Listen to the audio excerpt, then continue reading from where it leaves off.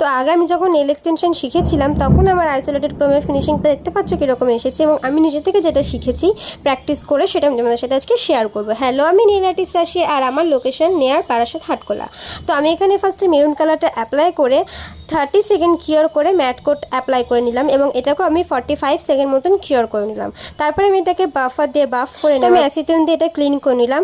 অনেকে কি করে যে ম্যাট কোট দেওয়ার পর বাফ করতে লাগে না, কিন্তু আমার ক্ষেত্রে সুবিধাটা কি হয় যে আমি ম্যাট কোটটা অ্যাপ্লাই করার পরও আমার মনে হয় যে না একটু বাফ করে নিই, তাহলে আইসোলেটেড ক্রোমটার ফিনিশিংটা খুব সুন্দর আসবে। তো আমিও সেখানে ম্যাট কোটটা অ্যাপ্লাই করার পরে বাফিং দিয়ে হালকা মতন বাফ করে নেওয়ার পরে ক্লিন করে নিই, এবং এটা খুব সহজ একটা আর্ট পছন্দ মতন আর্ট ক্রিয়েট করে ফেললাম। আচ্ছা, তো আমি এখানে যে ডিজাইনটা ক্রিয়েট করছি সেটা করার জন্য আমাকে ব্ল্যাক জেল পলিশের ওপরে আমি টপ কোট অ্যাপ্লাই মেল্ট করে নিই, তারপরে আমি ডিজাইনটা ক্রিয়েট করছি। এক্ষেত্রে আমার সুবিধাটা কী হয় যে আমার ক্রোম ব্যবহারটা যাতে বাইরে না ছড়ায় এবং ডিজাইনের মধ্যে ভালোভাবে চেপে থাকে।